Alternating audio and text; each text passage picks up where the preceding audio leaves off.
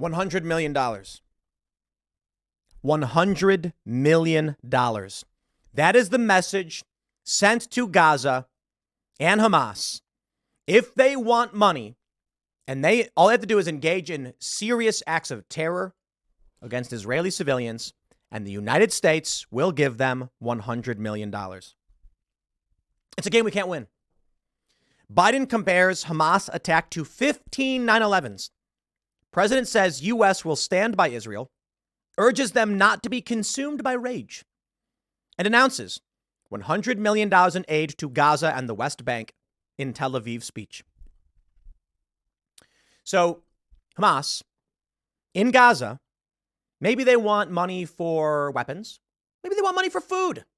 Well, here's their new way to go about getting it, because the U.S. has just stated that if you commit 15 9/11s, they will give you $100 million.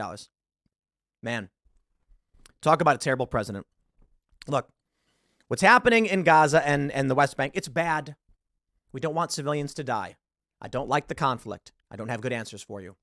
I can certainly tell you that by giving $100 million to Gaza, you are telling Hamas terror works. It's absolutely incredible. And I'll add too, I don't know why we're spending this money. I suppose the idea is bribery. Man, let me tell you guys a quick side story. Recently, MGM, the casino chain, and I believe, Caesars, they got hacked. They were blackmailed, extorted. Give us money or we'll shut down your computer systems. I think it was Caesars. I could be wrong. One of the I know MGM refused to pay. They did the right thing. One of them agreed to pay to release their network. Mistake. The other, MGM, said no. Across the country, all the MGM casinos went down. They probably lost a lot of money. But you know why it was the right move? Because the one that agreed to pay will be targeted again. I'm like, you're insane. You pay $50 million right now, and in 1 month, they will do it again. Because you're not going to be able to stop them. MGM said, no, we're not giving you a penny. We're going to hunt you down. We're going to figure out who you are, and you're going to go to prison for the rest of your life. And in the meantime, they lost more money trying to fix the problem, but it's the right move. What Joe Biden is saying right now is that everything they did in creating this conflict, Hamas, is rewarded. Here's the story from the Daily Mail. Joe Biden warned Israel not to become consumed with rage, even as he promised that the U.S. stood with Israelis and their demand for justice after suffering a slaughter equivalent to 15 9/11s. Wow. He delivered a speech laden with anger at the end of a day in Tel Aviv meeting Israeli leaders and victims of the Hamas terror attack. We've seen it described as Israel's 9/11. For a nation the size of Israel, it was like 15 9/11s. The scale may be different, but I'm sure those horrors have tapped into some kind of primal feeling in Israel, just like it did in America. Shock, pain, rage, all-consuming rage. The words were part of the day's main message. Biden's commitment to stand with Israel after 1,300 people were murdered by Hamas gunmen. Man. The fallout meant plans for a summit of Arab leaders. So basically, they say his trip was overshadowed by a blame game over who was responsible for an explosion that killed 500 people at a Gaza hospital. I love this because they're still operating under the assumption the hospital was hit and civilians died, when now it appears none of it happened.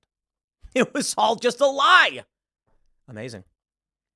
The fallout meant plans for a summit of Arab leaders in Jordan was abandoned. Saudi Arabia evacuating citizens from Lebanon. The U.S. doing the same. The U.S. embassy in Lebanon set on fire. They say instead, Biden used his speech in Tel Aviv to reiterate U.S. support for an eventual Palestinian state and announce $100 million in aid for Gaza and the West Bank. Wow. You know what's going to happen next. It's only a matter of time before they attack again. I don't know that they used the $100 million in aid for weapons. We've seen the videos of Hamas digging up water pipes to get metal to make rockets.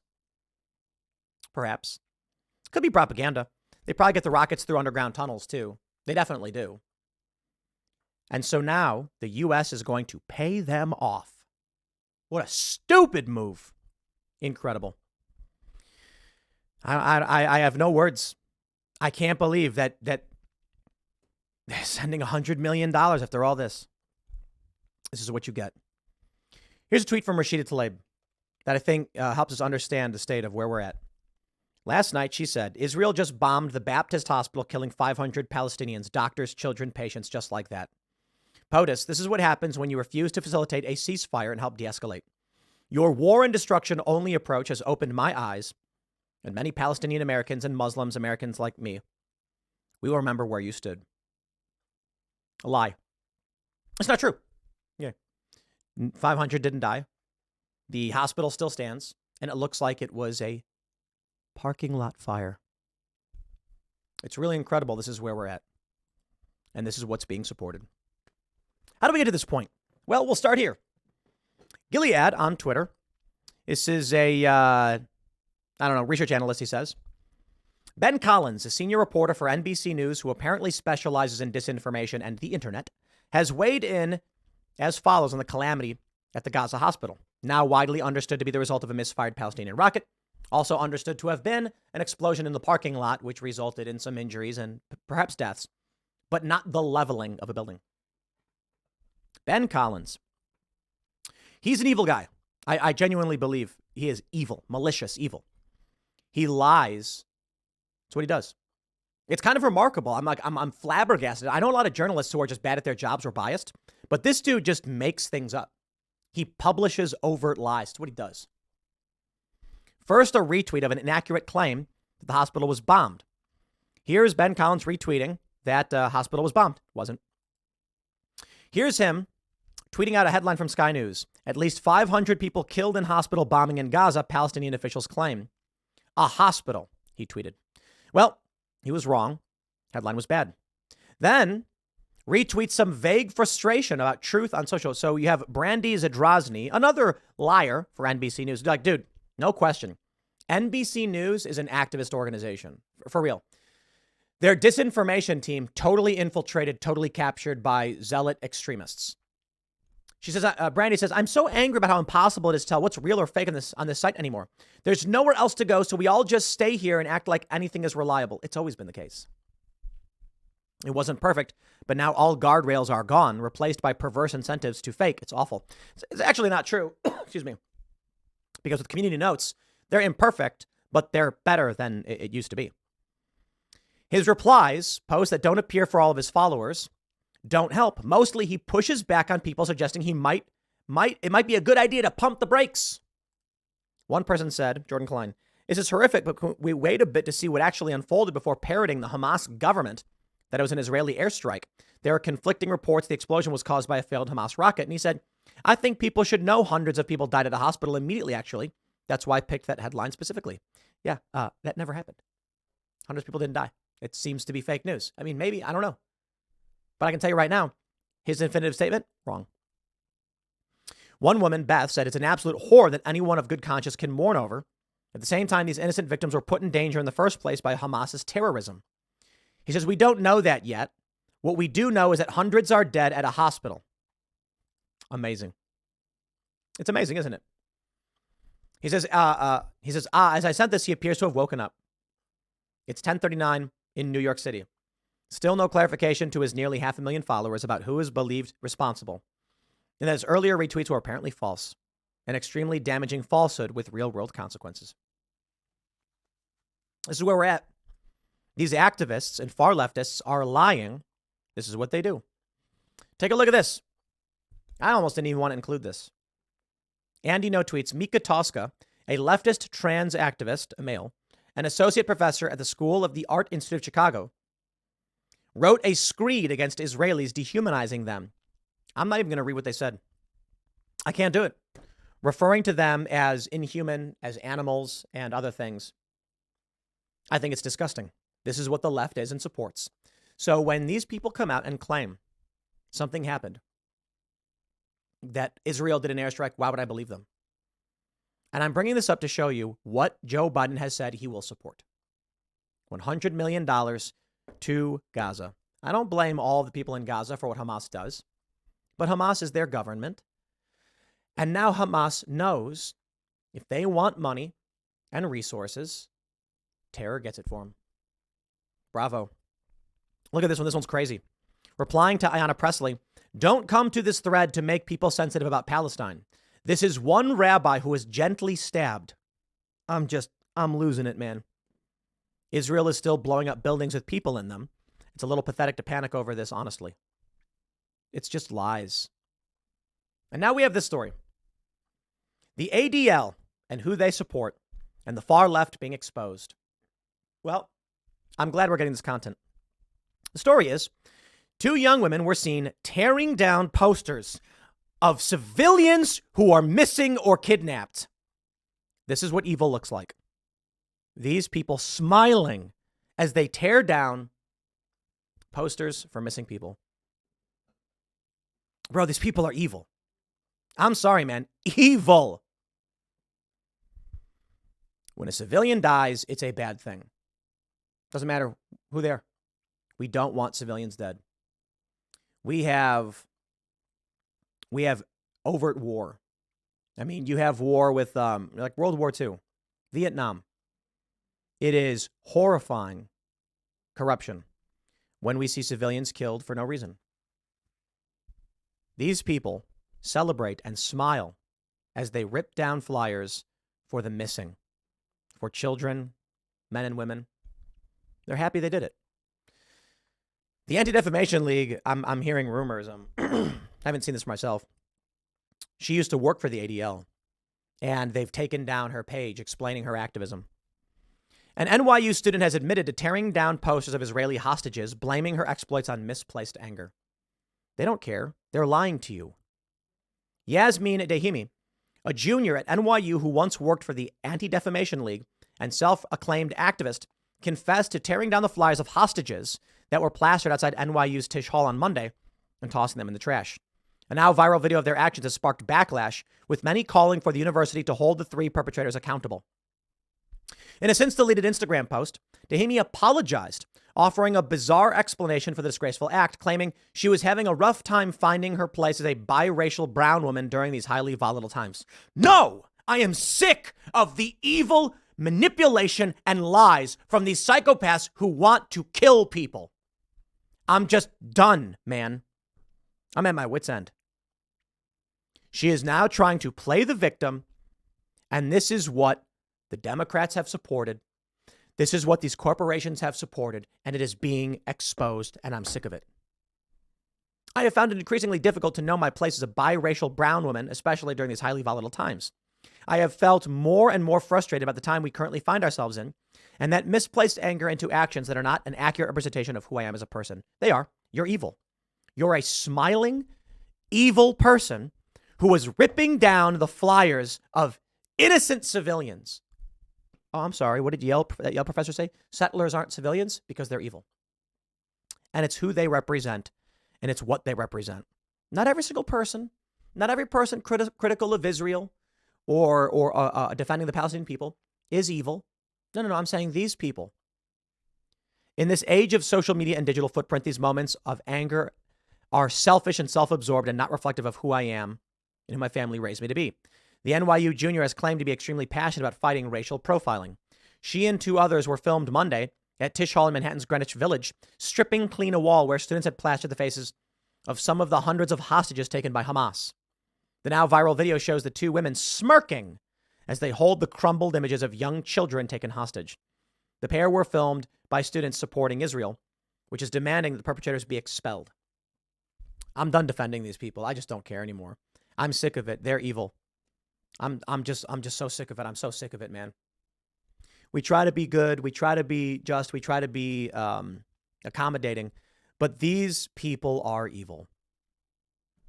You don't see, it's funny. Ben Shapiro, in all his fervor, furious and angry over what happened in Israel, still continually defends the civilians in Palestine. And it's just so amazing. It's so amazing that Ben, who can be so angry, can say we don't want civilian casualties. Wow. And that's what I see. I see someone, my understanding is Ben was in Israel just before this happened. He has family and friends there. He is Jewish himself, obviously. And he has every reason to have nothing but disdain and rage for the people there that support Hamas. And what do we get from him? He still says we can't have civilian casualties. It's really amazing, isn't it? Don't get me wrong. Ben has stated that there are people who support Hamas, and this is what happens when you do. He said we shouldn't take in refugees because many of these people still support Hamas and hate us. I think he's right. But this is what I see. I don't want war. I don't like that we're giving $100 million to Gaza, because you can argue the Palestinians are not Hamas and we want to help them. Yes, but you're telling Hamas this is how they get money into the region. I don't have any good answers for you, man, but this is not the way. I don't want the U.S. involved. I don't want to be in foreign war. I don't want us dumping money into this. But I'm just sick of these far leftists lying, cheating, and stealing. I'm just completely sick of it. And they're starting to get their comeuppance. The reason why this young woman came out and was like, oh, no, it's not my fault. I'm so sorry. I shouldn't have done it. Is because she knows she will be blacklisted. It's because she knows people are going to say no, and they're going to fire her or not offer her jobs.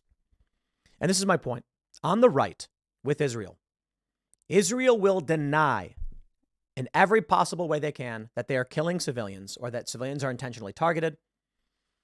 People on the right will say, we don't want innocent Palestinians killed, but Hamas needs to be dealt with.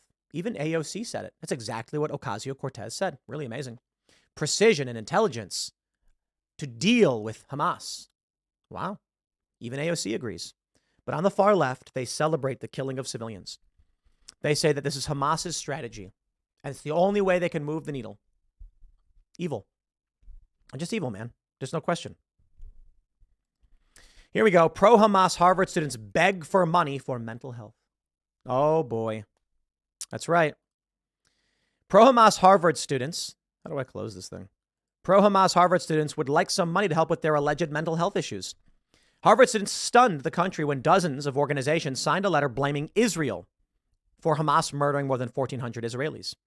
The horrific attack shocked the civilized world, and Israel has responded by launching a massive war in retaliation. This we understand. But now, pro-Hamas Harvard students want money. Harvard's Arab Alumni Association is soliciting donations because pro-Hamas students are facing relentless bullying and intimidation for blaming Israel for the massacre of its own citizens. John Hassan, wow, he posts this. They said, they may require legal counsel, healthcare, mental health support, financial aid, or mentorship to navigate these turbulent and uncertain times. I'm just so done with these far leftists, man. I got no problem with someone criticizing Israel. None whatsoever. If you're upset that Israel's retaliation has been less than precise and it has resulted in civilian casualties, yeah. I am sick of the conflict. And that's why I'm just like, we should not be involved. We cannot police this. I'm sick of the propaganda. I'm sick of the manipulation. But come on, man. What Hamas is doing outside the bounds of anything reasonable. It lacks strategy, and the strategy may just be to get money from the United States. Why kidnap and capture civilians? As we were told, hostages are bargaining chips. And maybe that's why Biden's really paying up $100 million, because it's his way of saying, okay, we're going to give you the money. Let the hostages go. They're going to keep some of them. They're going to get a bunch of money. The Gaza will. All of this aid. And they're going to say, oh, it's to help these people. And Hamas is going to sit back and be like, see, it worked. We engage in mass violence and terror, and they give us money. I can't believe that Israel's going to be okay with that.